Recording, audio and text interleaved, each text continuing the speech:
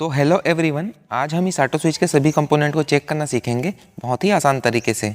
Full informative video होने वाली है, तो without wasting any time let get started.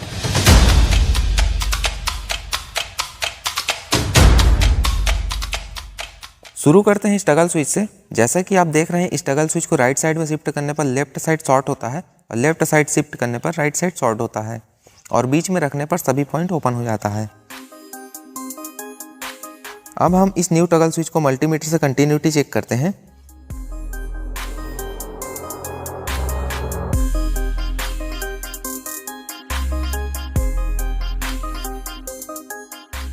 Toggle switch को राइट साइड में शिफ्ट करने के बाद आप यहां देख सकते हैं, इसके लेफ्ट साइड से 2 पॉइंट में कंटिन्यूटी बताने लगा है और राइट साइड के 2 पॉइंट ओपन है।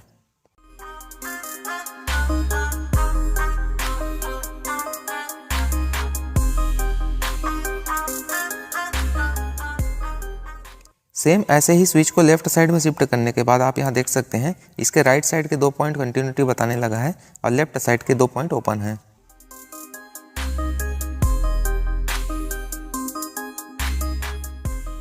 अब हम एक खराब स्विच को भी चेक करके देख लेते हैं।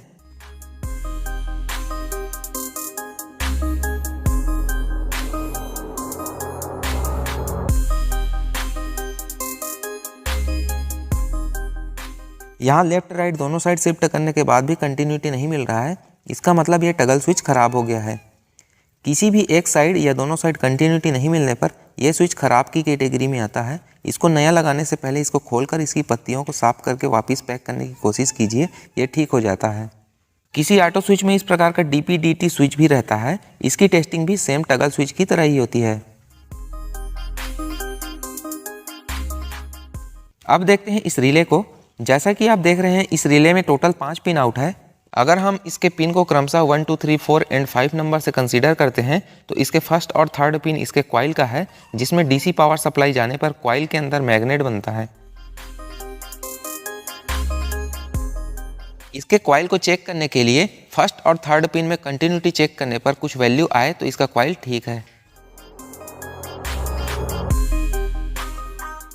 जब रिले के कॉइल में कोई भी सप्लाई नहीं जाती है, तो इसका सेकंड और फोर्थ पिन इसके अंदर लगे कॉन्टैक्टर के माध्यम से शॉर्ट रहता है। जैसे ही रिले में सप्लाई जाती है, तो इसका कॉन्टैक्टर फोर्थ पिन से हटकर फिफ्थ पिन में शिफ्ट हो जाता है और सेकंड और फिफ्थ पिन शॉर्ट हो जाता है। अब देखते हैं इस पोलर कैपेसिटर को।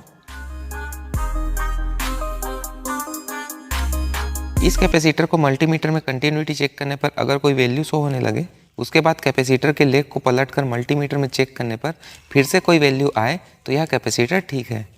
कैपेसिटर जला, फटा या टूटा हुआ कहीं से दिखाई दे तो यह खराब हो चुका है। अब देखते हैं इस ट्रांसफार्मर को। सबसे पहले मल्टीमीटर को 20 किलो ओम के रेंज में रखकर ट्रांसफार्मर के इनपुट वायर में चेक करने पर कोई वैल्यू शो होने लगे, तो इसी प्रकार आउटपुट में भी चेक करने पर कोई वैल्यू मिले तो ट्रांसफार्मर ठीक है।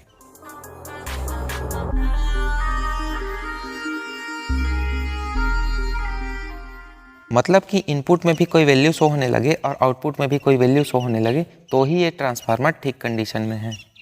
ट्रांसफार्मर के किसी भी एक साइड या दोनों साइड वैल्यू नहीं मिलने पर ट्रांसफार्मर खराब है। अब देखते हैं इस ट्रांजिस्टर को। ये ट्रांजिस्टर किसी ऑटो स्विच में TCD 100 मिलेगा और किसी ऑटो स्विच में BC547 मिलेगा। दोनों ही NPN ट्रांजिस्टर है और जैसा कि यहाँ डायग्राम में दिख रहा है, इसका एमीटर, बेस और कलेक्टर पिन भी सेम ही है।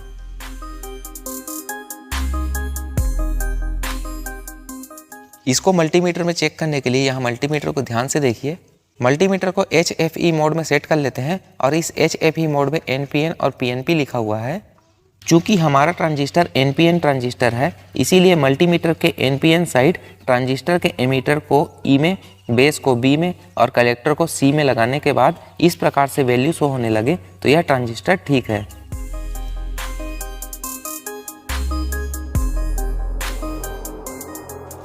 वैल्यू शो नहीं होने पर ट्रांजिस्टर खराब हो गया है। ऐसी इन्फॉर्मेटिव वीडियो शायद ही कहीं मिलेगी, तो इसी बात पर एक लाइक तो बनता है बॉस। अब देखते हैं इस रजिस्टर को। इसको चेक करने के लिए मल्टीमीटर को 200 किलो ओम से 2 मेगा ओम के बीच के रेंज में रखकर इसको चेक करने पर कोई वैल्यू शो होने लगे तो रजिस्टर के ठीक होने का चांस ज़्यादा है।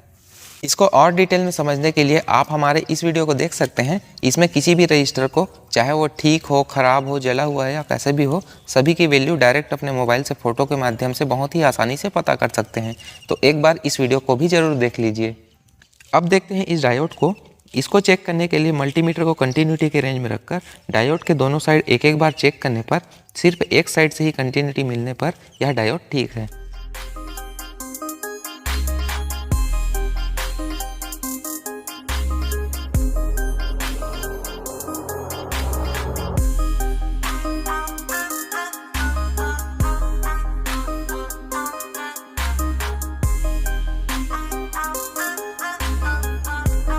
डायोड के दोनों साइड कंटिन्यूटी बताने पर या दोनों साइड कंटिन्यूटी नहीं बताने पर डायोड खराब है।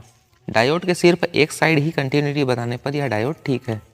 उसके बाद देखते हैं इस जीना डायोड को। जैसा कि अभी डायोड टेस्ट देखे हैं, सेम वैसे ही इसको भी चेक करते हैं।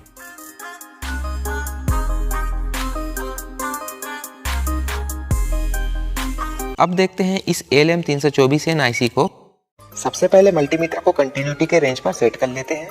इस आईसी के सभी पिन को चेक करते हुए कैमरे में क्लियर दिखाना थोड़ा मुश्किल लग रहा है, इसीलिए वीडियो के साथ साथ डायग्राम को भी दिखा रहा हूँ ताकि आपको कोई कंफ्यूजन ना रहे और कॉन्सेप्ट अच्छे से क्लियर हो। वापिस आते हैं अपने टॉपिक पर। अब यहाँ ध्यान से सुनना, सही कंडीशन वाले इस आईसी को टेस्ट करने पर क्या वैल्यू मिलता है, सबसे पहले इसे देख लेते हैं। मल्टीमीटर के रेड वायर को आईसी के 4th पिन में और ब्लैक वायर को 11th पिन में रखने पर कोई भी वैल्यू प्राप्त नहीं होता है। और जैसे ही मल्टीमीटर के वायर को पलटते हैं, मतलब कि रेड वायर को आईसी के 11th पिन में और ब्लैक वायर को आईसी के 4th पिन में रखने पर 550 से 700 के बीच में वैल्यू प्राप्त होता है। यहाँ एक चीज हमेशा याद रखना, डायोड टेस्ट की तरह इस आईसी की पावर इनपुट टर्मिनल पर एक साइड से ही वैल्यू मिलेगा। ये तो हो गया इसके पावर इनपुट की टेस्टिंग की। अब इसके चैनल पिन को चेक करते हैं।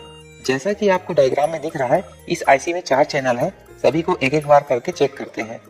चैनल चेक करने से पहले ध्यान से देखिए, आईसी के 11th नंबर के पिन पर मल्टीमीटर का रेड वायर स्थायी उसी जगह पर ही है और ब्लैक वायर को आईसी के इन्वर्टिंग और नॉन इन्वर्टिंग पिन पर अलग अलग रखकर चेक करने पर 850 से 950 के बीच में वैल्यू मिलेगा। यहाँ दूसरा, तीसरा, 5वां, 6वां, 9वां, 10वां, 12वां और 13वां पिन में 850 से 950 के बीच में ही वैल्यू मिलेगा। उसके बाद लास्ट के आउटपुट पिन, मतलब कि पहला, 7वां, 8वां और 14 नंबर के पिन में चेक करने पर 750 से 800 के बीच में वैल्यू मिलेगा। अब हम सही कंडीशन के आईसी में क्या वैल्यू मिलता है उसे अच्छे से समझ गए हैं। अब देखते हैं इस पॉलिस्टर कैपेसिटर को। ये कैपेसिटर जला, कटा, फटा दिखाई दे तो ये कैपेसिटर खराब हो चुका है। इसके अलावा मल्टीमीटर से कंटिन्यूटी चेक करने पर कंटिन्यूटी बताने लगे तो ये कैपेसिटर खराब हो चुका है। सही कंडीशन के पॉलिस्टर कैपेसिटर में कंटिन्यूटी नहीं बताता है।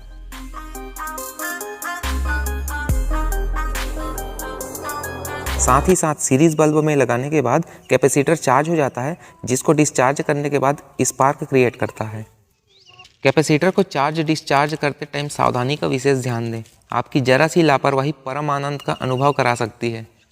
अब देखते हैं इस एलईडी लाइट को। इसको चेक करने के लिए मल्टीमीटर को कंटिन्यूटी के रेंज में रखकर एलईडी के दोनों लेग में टच करने पर एलईडी ग्लो ना हो तो मल्टीमीटर के प्रोब्स को पलट लीजिए। इसके बाद भी एलईडी ग्लो ना हो तो एलईडी खराब है। इस प्रकार से हो गया ऑटो स्विच के सभी कंपोनेंट्स की फुल टेस्टिंग। जाते जाते एक प्यारा सा लाइक और एक सब्सक्राइब करके हमारा मनोबल बढ़ाते हुए जाइए। कैसी लगी वीडियो कमेंट करके ज़रूर बताएं।